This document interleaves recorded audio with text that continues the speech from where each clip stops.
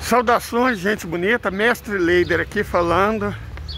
Em Goiás são 7 horas e 20 minutos, 14 graus Celsius. O dia tá bonitaço, nossa, tá muito bonito. Nós vamos comer um pãozinho com manteiga e tomar uma média para começar bem o dia.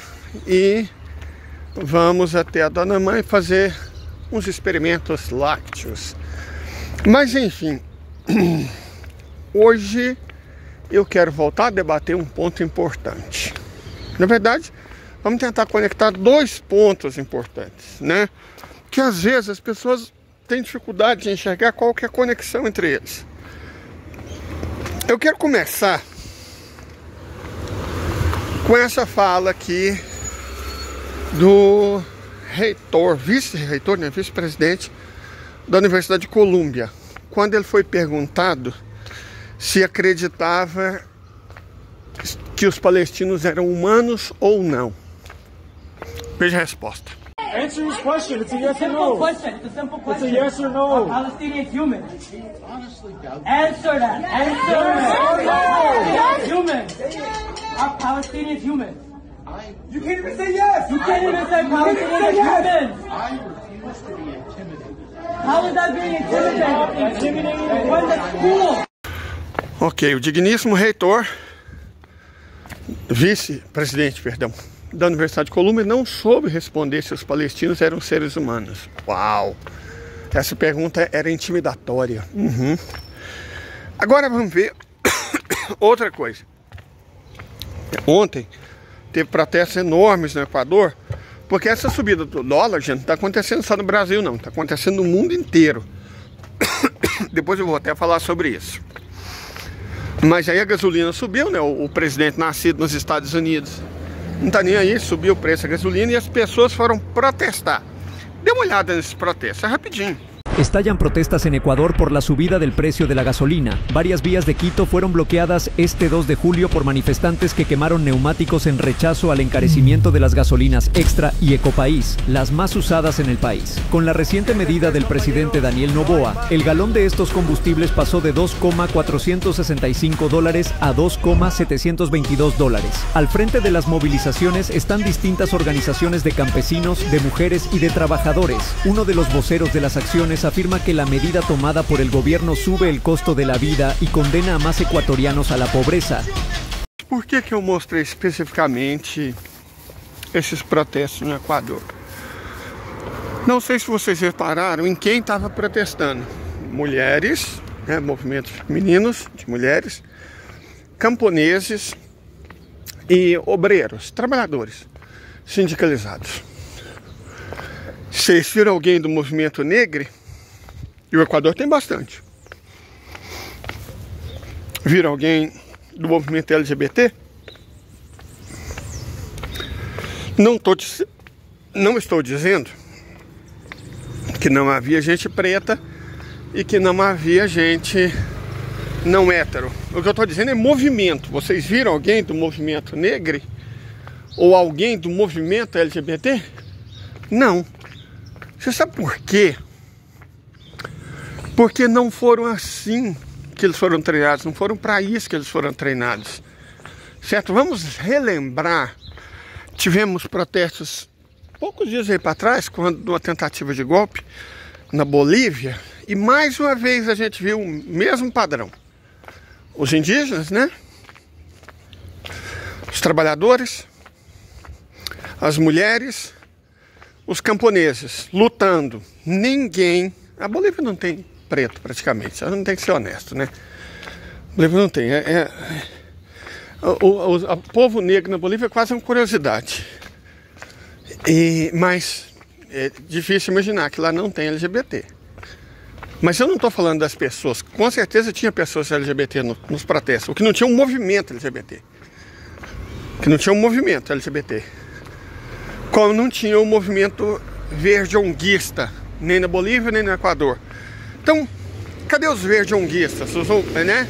Os verdistas ongueiros. Cadê os verdistas ongueiros? Cadê o movimento preto? onde existem pessoas pretas? Cadê o movimento LGBT? Reparem, porque, né, me vacinar contra a desonestidade intelectual. Não estou falando das pessoas, estou falando dos movimentos. Por que eles não estão? Porque foi treinado na Universidade de Colômbia. Sabe aquela que o vice-presidente não sabia se Palestina era ser humano ou não? Então, foram treinados lá. Sabe aquela universidade que manda prender os alunos, bater nos alunos, expulsa os alunos, não deixa eles pegarem diploma, mesmo já tendo feito todos os créditos? Essa universidade, Colômbia, abissalmente pró-sionista, imensamente pró-sionista, anti-palestina até a medula, a ponto de demitir professor, expulsar aluno, mandar prender aluno, mandar bater em aluno. Então, lá, é de lá que vem o movimento OQista identitarista. E isso ajuda a gente a entender porque nós não vimos esses movimentos identitários nos protestos, nem na Bolívia nem no Equador. Eles são liberais. Como todos os liberais, são individualistas, certo? São individualistas. O negócio deles é o indivíduo. É o corpo, eles falam de corpo. É o corpo preto, é o corpo indígena, né? É o corpo trans, é o corpo gay, é o corpo, o indivíduo, o corpo, nunca a sociedade. Quando eles fazem protestos, são sempre eles. No máximo, eles chamam uns aos outros. Mas nunca os trabalhadores, as trabalhadoras, jamais os trabalhadores e as trabalhadoras. Jamais as pessoas pobres. Não. Eles são liberais. Correto? Eles estão preocupados com eles. Os outros é que se fu. Por isso que eles não estavam lá presentes. O preço da gasolina é um problema que afeta todos. Todos são afetados pelo preço da gasolina. A transformação da Bolívia na ditadura afetaria todos. Então por que esses movimentos não estavam lá? É porque não foram para isso que eles foram treinados. Certo? Não foram para isso que eles foram treinados. Deixa eu mostrar para vocês para que eles foram treinados. Se filtra un audio de la encargada de negocios de Estados Unidos en Bolivia, Debra Evia, diplomática de carrera del Servicio Exterior de Estados Unidos en grado superior, con rango de ministra consejera. Hace tiempo que estamos trabajando para lograr el cambio en Bolivia. El tiempo es vital para nosotros, pero para que sea un cambio de verdad, el gobierno se tiene que dejar el poder y cerrar ese capítulo. A partir de ahora, vamos a involucrarnos más con nuestra embajada para fortalecer a nuestros aliados, organizaciones y colaboradores. Por ejemplo, nuestro gobierno siempre ha ofrecido becas en Bolivia. Y ahora vamos a ofrecer aún más porque los jóvenes son nuestros agentes de cambio y son muy importantes. Habla en lo que parece una reunión informal acerca de los planes políticos de Estados Unidos para Bolivia. Confirma la existencia del plan estadounidense de recolonización de Latinoamérica. Debra Evia fue citada por su país para rendir cuentas por la filtración del audio. ¿Qué más están tramando para entrometerse en la política del país? Pronto. Então, aí, hoje, acordei cedo, como sempre. Eu sempre acordo cedo. Aí tinha lá uma deputada famosa do PSOL do Rio de Janeiro com uma ideia brilhante de proibir barzinho de oferecer açúcar e sal. Eu sinceramente, eu não quero nem saber a motivação do... Mas eu fico pensando, numa cidade com tanto problema como o Rio de Janeiro, o maior problema são os bares, os barzinhos oferecerem açúcar e sal de graça para os clientes. Esse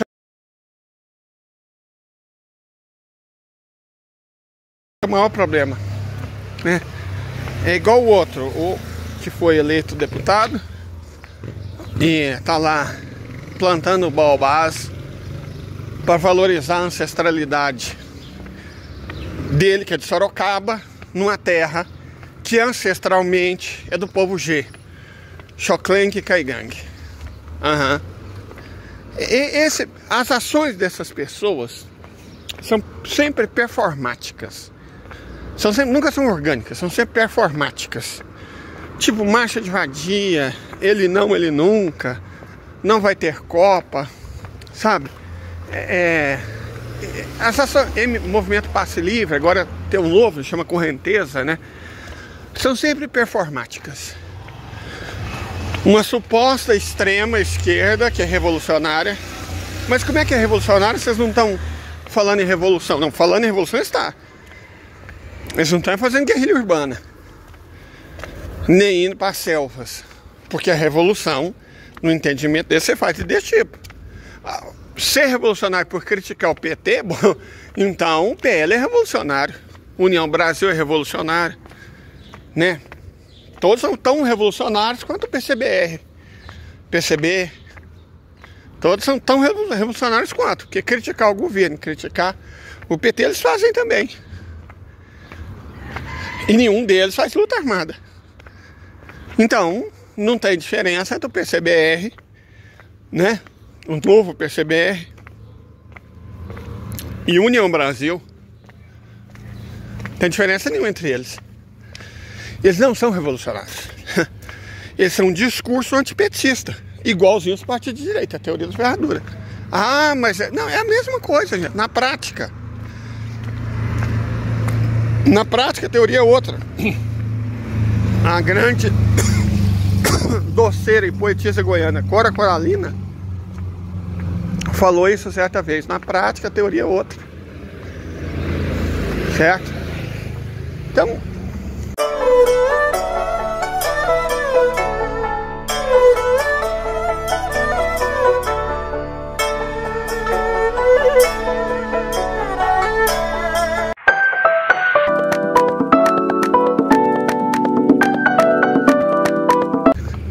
e em comum, você vê esses partidos supostamente revolucionários estão intimamente associados a movimentos oqueístas e identitaristas. Intimamente associados. Ou tem gente que leva a alimentar os canarinhos e os pardal a sério. Ainda bem que existe pessoas assim. Certo? Estão intimamente associados a esses movimentos.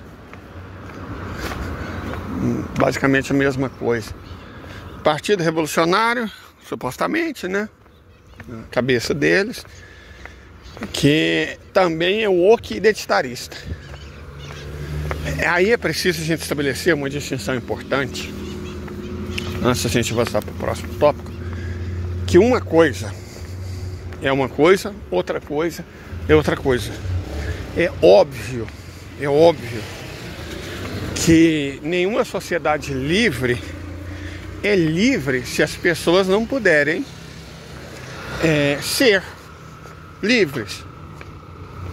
Ninguém se torna gay. Ah, decidi ser gay. Não é assim que funciona. Decidir ser trans. Não é assim que funciona. Agora a gente tem que tomar alguns cuidados, certo? As pessoas são o que elas são e elas têm o direito de ser. Esse é um ponto. Mas deixa eu pegar, por exemplo, a questão que eu acho que é uma discussão muito relevante, a questão da identidade, certo? Os coloristas, os movimentos identitários são todos coloristas. Eles adoram causar no Instagram, no antigo Twitter, eles amam causar.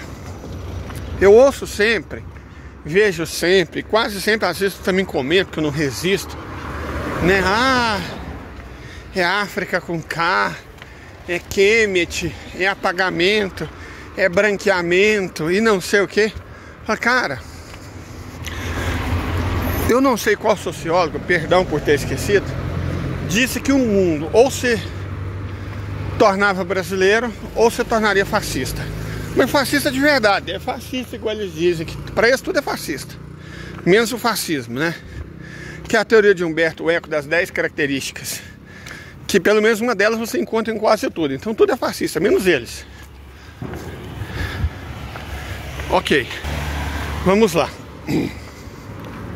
É importante a gente distinguir que você construir uma identidade com base em tom de pele nesse país, com base em teorias importadas dos Estados Unidos, da Universidade de Colômbia ou da Universidade de Stanford, cara, é uma bobagem sem tamanho. Como se o Brasil não tivesse tido grandes sociólogos certo? Grandes sociólogos, enormes sociólogos de classe mundial. Não, vai explicar a sociedade brasileira a partir de autores americanos e termos em inglês, né? Criados nessas universidades profundamente sionistas e liberais. Porque aí, bom, o preto não pode casar com o branco, porque isso é uma tentativa de branqueamento. Que diferença tem isso com as leis sul-africanas do apartheid, as leis do Estado ilegítimo, as leis dos Estados Unidos, as leis de Jim Crow? Ah, muda a justificativa. Muda a justificativa. A ideia da pureza racial está presente. A ideia da pureza racial é basicamente a mesma. Ah, é totalmente diferente, porque o povo preto... Não, camarada. Você não pode misturar raça. Você pode usar a justificativa que você quiser. O fato é, não pode misturar raça. Seja para criar raça superior ariana, ou para impedir branqueamento. Qual que é a diferença prática? Ah, mas o discurso de... Gente, por favor. Sabe, vamos parar de nos enganar. Vamos parar de nos enganar. Essa gente é paga por bilionários. Eles recebem bolsas. Cadê? Deixa eu tentar aqui. Eu amo os periquitinhos. Para estabelecer a desunião, certo? Assim como os movimentos deles nunca estão com os movimentos dos trabalhadores, das mulheres, dos camponeses, nunca falam em sindicato, nunca falam em luta, só em pauta vazia. Isso não satisfaz, certo? Isso não deixa de satisfeito, somente isso. Não adianta não se unir à luta dos trabalhadores e das trabalhadoras. Você tem que dividir essa luta. Você tem que dividir essa luta. Você cria o sistema de cotas, que é fundamental. E aí você estabelece, diz que quem não é branco é preto. E segundo eles, mais da metade da população brasileira é preta. Por eles eu sou preto, tá? Na minha certidão de reservista, que eu já passei dos 45, então até consumi esse documento. Mas tá lá no exército que eu sou pardo. Então por eles eu sou negro, certo? Mas se eu tentar uma cota de preto, bom, eu não entro, porque eu não sou preto bastante, certo? Na verdade, deixa eu tentar lembrar qual o meu último ancestral preto. Bom, meu pai não, nem meu avô, nem meu bisavô era escurinho, meu bisavô materno. Ah, o pai do meu bisavô, meu trisavô, se chamava Serafim, era ex-escravo. Você essa palhaçada de escravizado. A pessoa só é escravizada quando ela era livre. E escravizar é um verbo. Escravo é um substantivo. Qual que é a dificuldade, né? Mas você tem que mudar o significado das palavras. Então, meu trisavô era ex-escravo, chamava Serafim, e lutou a Guerra do Paraguai pela milícia goiana, apesar de ser de Araxá, em troca da liberdade. Pronto. É o meu último parente preto. Então, lógico que com a distância tão grande entre meu trisavô e eu não sou preto o suficiente. Sabe, eu não ganho cota. Mas segundo eles, bom, eu sou negro. Eu faço parte, a mais da metade da população brasileira que é negra. E isso, evidentemente, que é problemas. A não ser para os pretos puros. Olha a pureza racial aí. Ah, os pretos puros, aqueles retintos, aí sim. Eles são pretos bastante. Os demais não. Acho que eu não passaria nem na cota de mestiço, né? Porque apesar disso, segundo eles, eu ser preto, se você olhar a banca de universidade, eu não sou. Não sou preto bastante. E aí isso é o racialismo, esse é o colorismo. Essa que é a ideia. Você olha e fala, porra, se a pessoa não é preta bastante, por que ela quer ter cota? Ela não foi vítima o suficiente. Então, né? Aí, nessas horas de cota, por exemplo, você vê quantos são os pretos desse país. 11%, 12%. Esse é o percentual de pretos no país. É claro, em alguns lugares, Salvador, A região histórica das Minas Gerais, favelas do Rio de Janeiro, nessas regiões o percentual de pessoas pretas é muito maior. Mas há regiões que elas são, de fato, muito poucas. Catalão tem um número razoável de pretos, mas quando muito é 6% da população. Mas, pelo critério racialista, colorista, eu sou um deles, menos se eu pedir cotas. Porque a minha pureza racial não é o bastante. Vocês estão entendendo qual que é o problema? Vocês conseguem perceber qual que é o problema? Esse é o problema. E aí você pega algumas pessoas e transforma em ícones. Viola Davis é um ícone, né? Porque ela é mulher, ela é preta e é LGBT. Então, uau, que ícone. Mas o que ela é também? Sionista. Ela é sionista.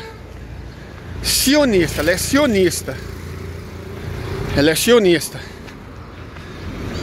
Ela defende as ações do Estado ilegítima na opressão contra o povo indígena palestino.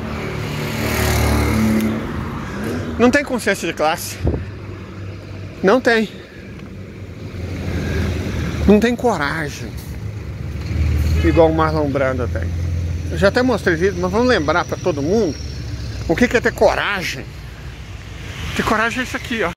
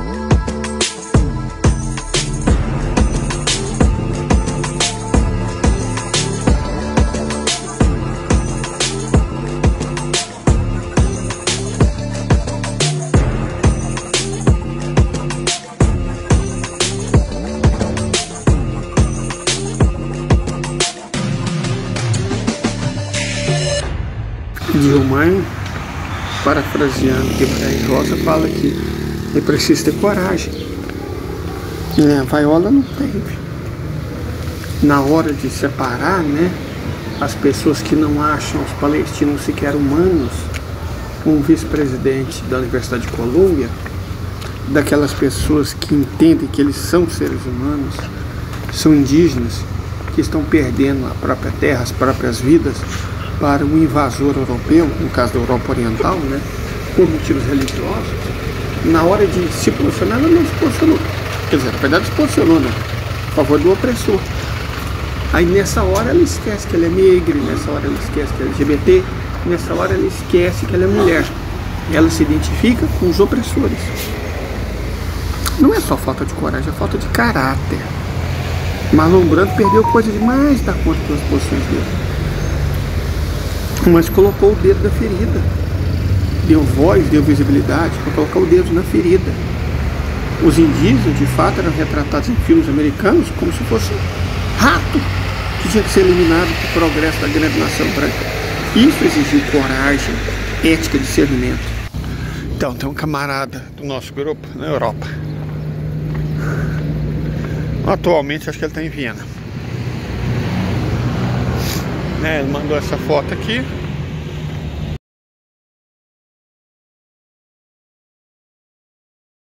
E vamos fazer a definição. Uma discussão. Primeiro,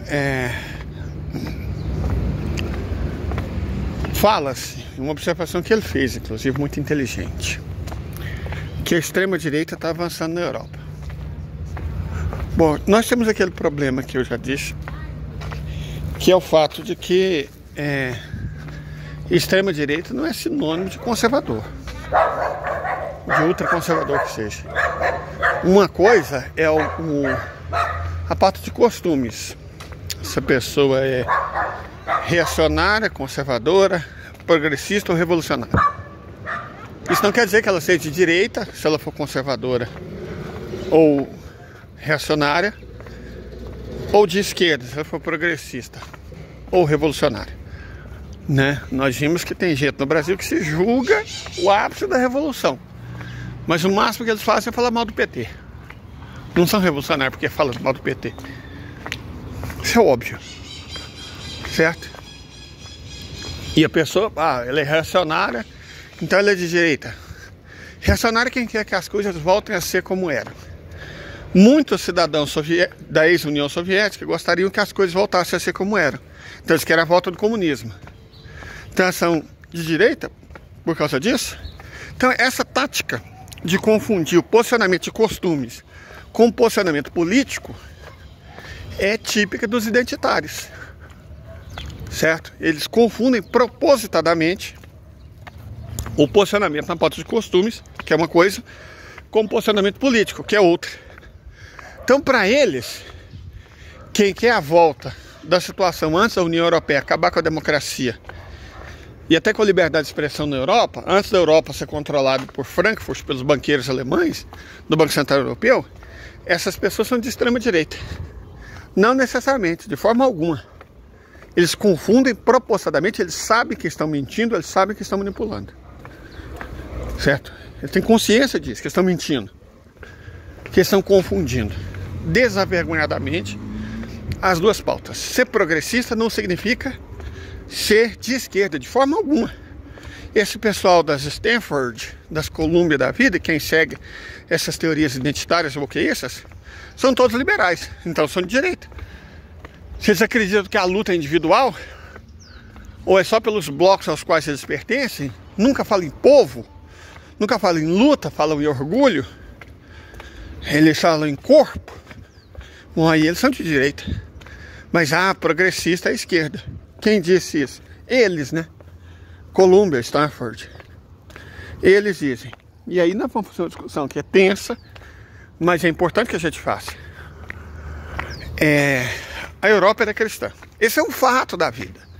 Você não precisa, não concordo. Não, foda-se se você não concorda, é um fato. A Europa era cristã, foi cristã por milênios. Aí aparece o iluminismo. O iluminismo, ele condena a religião. O iluminismo diz que o período feudal foi de trevas, o feudalismo foi de trevas. A era medieval foi uma era de trevas. Certo? O iluminismo diz que o homem é a razão. E a única dimensão humana do ser humano é a racional. Essa é a grande diferença do iluminismo para o humanismo renascentista. O humanismo renascentista aceitava homens, mulheres, aceitava héteros, aceitava gays. Michelangelo era gay, Michelangelo era viado. Certo? Michelangelo era viado. Muito provavelmente, o autor da Mona Lisa também era viado. E daí, você tinha renascentistas mulheres, você tinha renascentistas gays, você tinha renascentistas de todos os espectros, de todas as origens. Você tinha rico, você tinha pobre, você tinha bastardo, você tinha bem-nascido. O Renascimento aceitava a humanidade, a arte, a música, a cultura. Agora, o iluminismo não. O iluminismo só aceita a ciência. O iluminismo é hétero, é branco. O iluminismo é homem, o iluminismo é masculino. O iluminismo reduz o homem à razão. Logo em seguida reduz a razão à ciência. E pronto. E qualquer coisa que não seja científica é falsa. É uma tolice. E aí inicia uma era não irreligiosa. Uma era antirreligiosa. Mais do que antirreligiosa. Profundamente anti-espiritual. Não existe dimensão espiritual. Marx, que eu amo, como enquanto cientista social, era profundamente pós-iluminista. Certo? Até nos livros que ele escreve, o que eu mais gosto, o que eu recomendo sempre para entender Marx, para começar a entender Marx, é a ideologia alemã. Quando ele faz a crítica a Feuerbach, fala a partir da base material. Marx explicava tudo a partir da base material, que faz sentido, porque ele estudou Demócrito, né? E Epicuro. Então, ele explica tudo pela base material. E assim, não interessa se é de esquerda ou se é de direita. São todos eles assim. E aí você inicia um longo combate à religião e à espiritualidade. Quando termina a Segunda Guerra Mundial, a aceleração na direção do ateísmo avança enormemente. As pessoas vão se tornando cada vez mais irreligiosas. Vão perdendo a sua identidade. Olha só que irônico, né? Vão perdendo a sua identidade. E aí agora está havendo sim uma substituição. Que aquela foto mostra bem.